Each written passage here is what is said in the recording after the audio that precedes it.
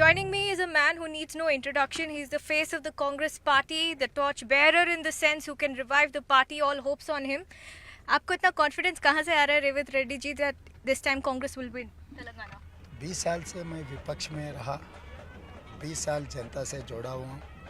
जनता की सोच मैं अंदाज़ा कर सकता हूँ। आप भी राहुल जी भारत जोड़ो पदयात्रा के बाद, राहुल जी पदयात्रा के समय पर भी जितना जनता राहुल जी को आशीर्वाद दिए, वो देखने के बाद हमें उम्मीद आ गई। और आगे भी आप लोग जो प्रेडिक्शंस है, जो सर्वेस है और otherwise media speculations are there, so yes, definitely we are going to form the government. What is your X factor? So definitely it's a very simple part. When people have decided to vote Congress party, everyone has to accept. If you are like, if you are not like, that is a we need not to worry about that point. मैं आपके campaign में जा रही हूँ. मैं in fact 2 बार कोडंगल भी गई थी. Massive crowd. What is brand Revanth Reddy? What is it that so many people are coming for you? जहाँ पे भी आप जा रहे हैं. मैं कांग्रेस का अध्यक्ष हूँ ना, इसीलिए that is what my X factor. So being a Congress president, so they wanted to support Congress party when I am leading the party. So people are supporting me like anything. So, and second thing, I was in opposition almost 20 years. So my track record is there. How to fight, where to fight, so how to support common man. So these all factors are supporting me like anything. आपने 6 guarantees लेकर आए हैं और manifesto जो है it's a heavily welfare centric manifesto है and populist scheme है. इसका इकोनॉमी कैसे होगा? What is the budget that you are looking at? तो हमेशा इंदिरा जी जब बैंक्स को नेशनलाइज किए तब से लेकर 2004 में हम free power, Aarogyasri, loan waiver, ये सब सारे जब कांग्रेस पार्टी ऐसे ही वेलफेयर के बारे में हम लोग जब बात निकाले तो लोग ऐसे बोलते ये कैसा हो सकता है, तो पूरा इकोनॉमी ख़त्म कर दे रहे कांग्रेस पार्टी. तो ये सब सारे चर्चा हमेशा रहता है, अभी भी वही तरीका चर्चा हो जा रहा है. तो मैं एक बात साफ कहना चाहता हूँ, जो इनकम बढ़ाना है बढ़ाए, सो इनकम गरीब लोगों को बांटना है. So we wanted to increase our income, we wanted to distribute equally. So wealth nowadays, Modi is giving wealth, entire country wealth, Adani and Ambani.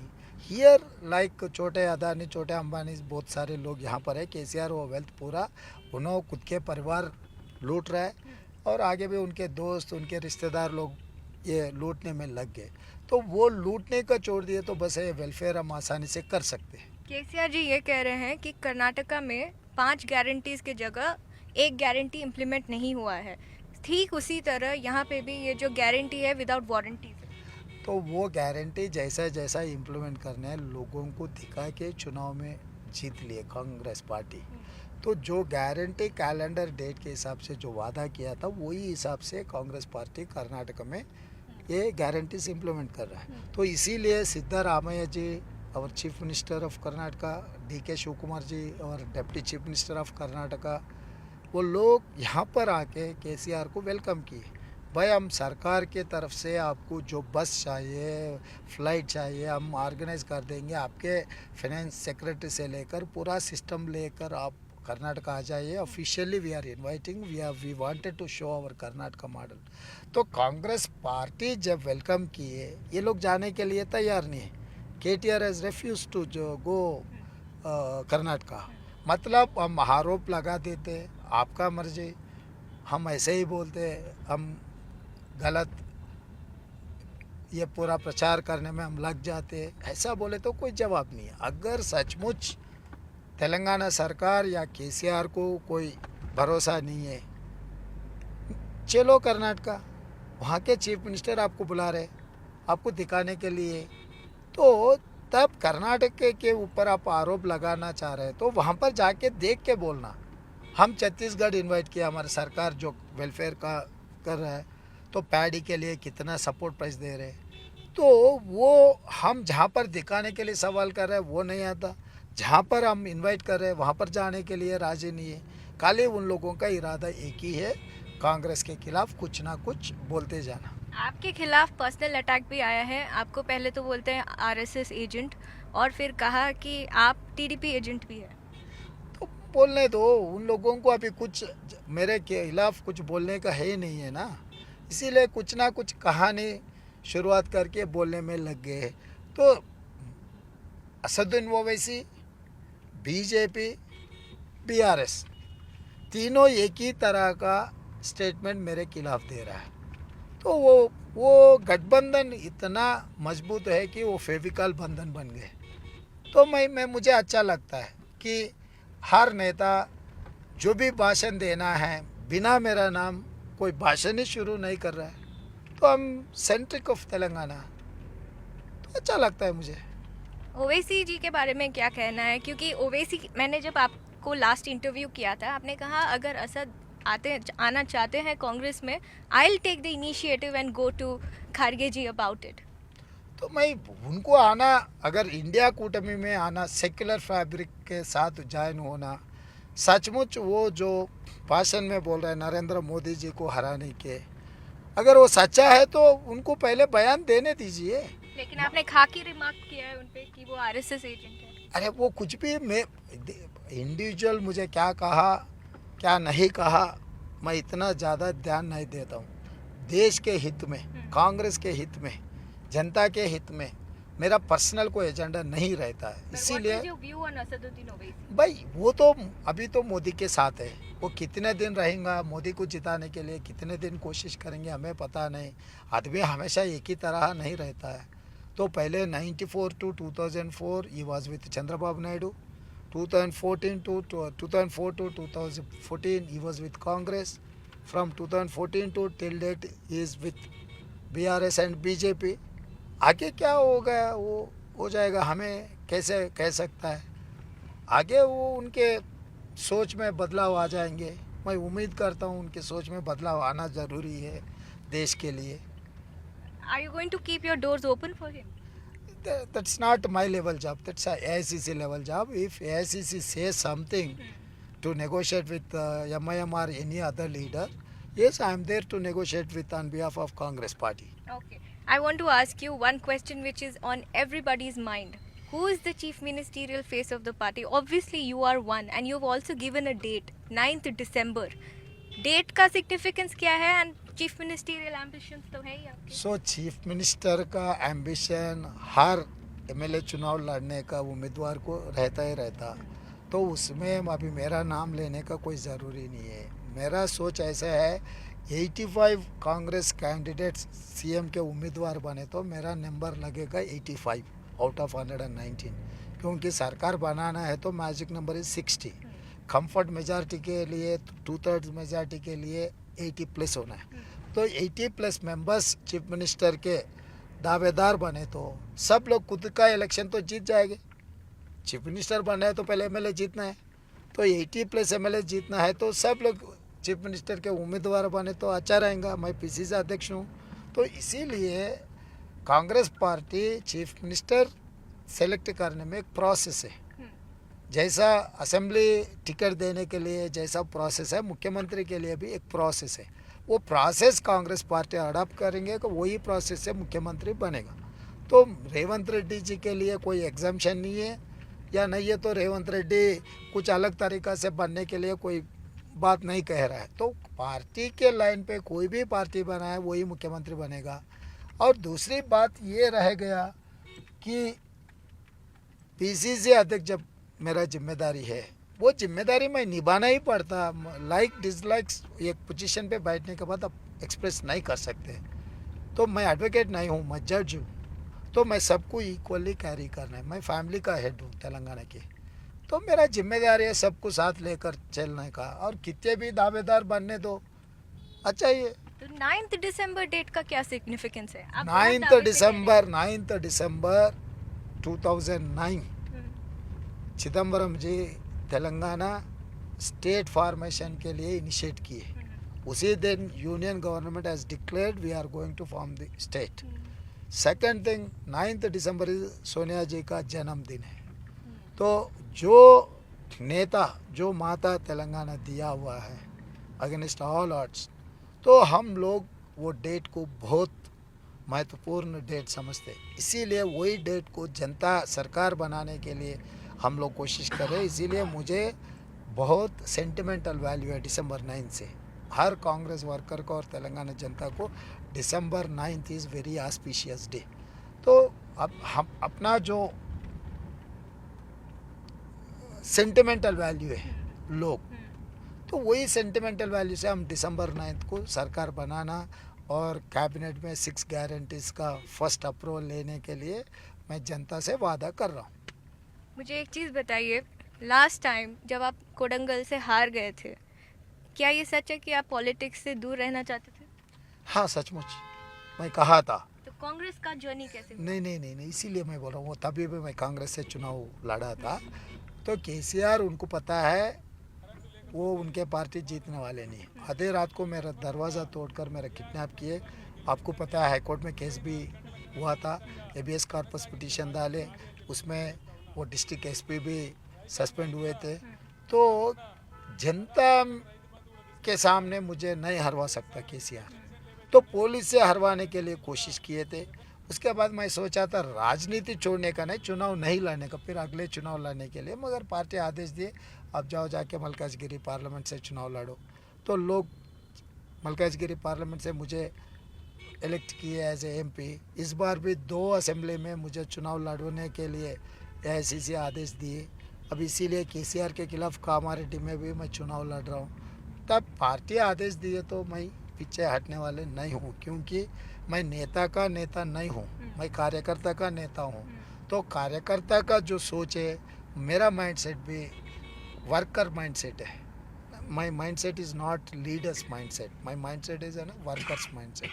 Worker जो चाहता है वही मैं काम करते रहता हूँ, और पार्टी आदेश जो देता है, being an sincere Congress worker, I will obey my party decision. Now, as a family head of the Congress party here, you just said there are so many people who are saying that KCR says that Congress in itself has 10 to 12 CM aspirations.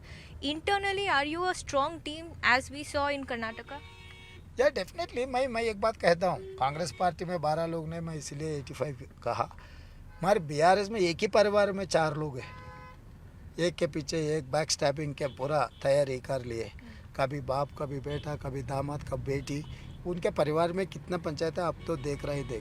तो बार बार उनके KCR cabinet colleagues ने, श्रीनिवास गौड़, श्रीनिवास यादव, मल्लारेड्डी, बहुत सारे लोग, दयाकर राव, बहुत सारे लोग केसीआर को उतार देना, केटीआर को मुख्यमंत्री बनाने के लिए बयान दिया सबके सामने, मीडिया के सामने। तो उनके एक ही परिवार में 4 उम्मीदवार लोग रहे तो, और इतना बड़ा party 140 years grand old party में अगर 8-10 लोग रहे तो बहुत कम है। तो उसके लिए कोई चिंता करने का ज़रूरी नहीं। लोगों को पता है कांग्रेस पार्टी कैसे फंक्शन करते। तो कांग्रेस पार्टी में कोई भी कांग्रेस वर्कर भी सोच सकता है मैं सब कुछ बन सकता हूँ। फॉर एग्जांपल मल्लिकार्जुन खड़गे जी एक ब्लॉक कांग्रेस प्रेसिडेंट से शुरुआत किया उनका करियर, अभी AICC president and Rajya Sabha opposition leader बन गए। तो कांग्रेस पार्टी में छोटे से छोटा वर्कर भी एआईसीसी अध्यक्ष बन सकता है। तो यहाँ पर हिस्ट्री है, हिस्ट्री आपको सब कुछ दिखाएंगे। तो बीआरएस में कोई वर्कर को कुछ बनने के लिए, वो ईटला राजेंद्र कहा था हमारे हिस्सा भी है एजेंडा में, टीआरएस एजेंडा में, तो क्या हुआ उनका हाल। तो वो फैमिली प्रोप्राइटरी कंसर्न पार्टी है, ये प्रोप्राइटरी कंसर्न पार्टी को कांग्रेस को आप कंपेयर नहीं कर सकते। आपका विजन क्या है सर तेलंगाना के लिए? I have a master plan for 2050 welfare and development. I am going to do miracle in Telangana. We are going to compete with world, not within India or Bangalore or Mumbai or Delhi. So most of the time media people are saying that your competitor is Bangalore, your competitor is some other city. So we are not going to compete with this, we are going to compete with the world. So we have that vision document, policy document, mega master plan with 2050. Another 30 years के लिए जो planning करना है, up to outer ring road urban Telangana, outer ring road to regional ring road suburban Telangana, regional ring road to Telangana border, that is a rural Telangana. So 3 layers of the Telangana We have our own master plan. We are going to implement that master plan. We are going to reach next level. Okay. Sir, two questions which are very pertinent to our elections this time. एक है कालेश्वरम. कल को आप जब सरकार अगर कांग्रेस की आती है तो कालेश्वरम को लेकर आपका क्या प्लान है? नहीं, कांग्रेस पार्टी से अध्यक्ष से लेकर राहुल जी तक उसके ऊपर इंक्वायरी करने के लिए वादा किए. तो जब पार्टी डिसाइड किए तो अभी कोई आगे पीछे कोई कार्रवाई नहीं है. हम तो बराबर उसके करप्शन के खिलाफ हम कार्रवाई करेंगे. और एक चीज़ जो केसीआर प्रचार कर रहे हैं कि आपकी सरकार अगर आएगी तो आप सिर्फ 3 घंटे का इलेक्ट्रिसिटी देंगे, और वो कह रहे हैं कि धरनी में जिनका वर्चुअली रिकॉर्ड रजिस्टर हुआ है वो कह रहे हैं कि उनका सब रिकॉर्ड हटाया जाएगा and only certain communities, Reddy communities will be benefiting from it. Those who are your allies. सो अभी केसीआर को हार का चिंता ज़्यादा हो गई, इसीलिए झूठ पे झूठ बोलते जा रहे हैं. तो केसीआर को कोई यकीन करने वाले नहीं है. हर प्रोडक्ट पे एक एक्सपायरी डेट लेकर आती है. तो केसीआर जैसा प्रोडक्ट को एक्सपायरी डेट ख़त्म हो गया, केसीआर कुछ भी बयान दिए लोग यकीन नहीं करने वाले हैं. तो इसीलिए free power is our patent right. 24 hours power? Yes, definitely for agriculture. पहले तो 24 आवर्स सिटीज़ में, शहर में पहले कांग्रेस जब था तभी भी देते थे. 9 घंटा किसानों के लिए देते थे. उसके बाद we have reached next level. Now India is a surplus country for power. 4 lakh megawatts unit का प्रोडक्शन है अभी पूरा हिंदुस्तान में. कहीं पर भी पावर के कोई चिंता नहीं है. Now we have surplus state. So surplus state में 24 आवर्स देने में कि किसी को चिंता करने का नहीं है. हमारे इलेक्शन मैनिफेस्टो में हम categorically we have mentioned that 24 hours free power is our patent right. तो केसीआर झूठ बोलने में लग गए.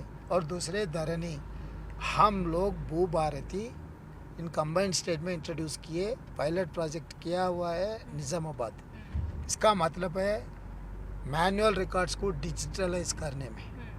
तो the purpose is that to safe secure record को करने के लिए, डिजिटलाइज करने के लिए हम लोग कोशिश किए. मगर ये पूरा रिकॉर्ड को टैम्पर कर रहा है बिकॉज ऑफ धरनी. तो धरनी जितने भी डाटा है ये प्राइवेसी एक्ट के हिसाब से वो बाहर कंपनीज को, टैक्स हेवन कंट्रीज को, लग्जमबर्ग ऐसे कुछ कंट्रीज का इन्वेस्टमेंट्स आ गए. 99% the stakeholders are investor from other country. So these people are sharing our personal data to other country citizens. So it is a crime. These So people as in KCR? yes, that company with that Dharani, whoever is maintaining that company, the contractors. तो पहले island FS था, उसके बाद अभी finally they reached Singapore and Luxembourg.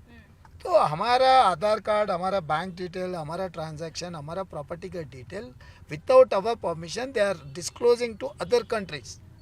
So it's an biggest crime.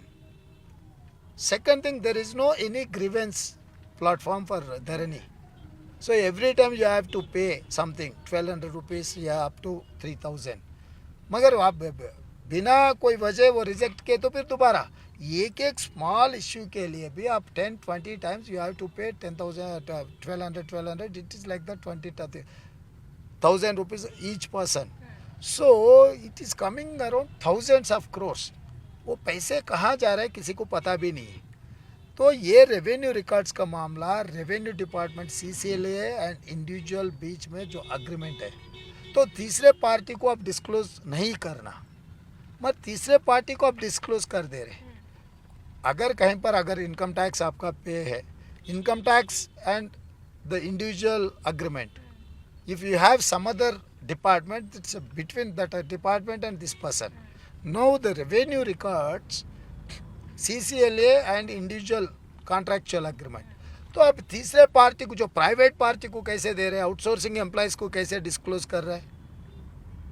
तो जो CCLA का ने हमारा जो रेवेन्यू रिकॉर्ड रहना है, वो रिकॉर्ड आज के तारीख में यहाँ पर नहीं है. सिंगापुर में है, फिलीपीन में है, लग्जमबर्ग में है, ऐसे बहुत सारे कंट्रीज़ में इसका वेबसाइट ऑन हो गए.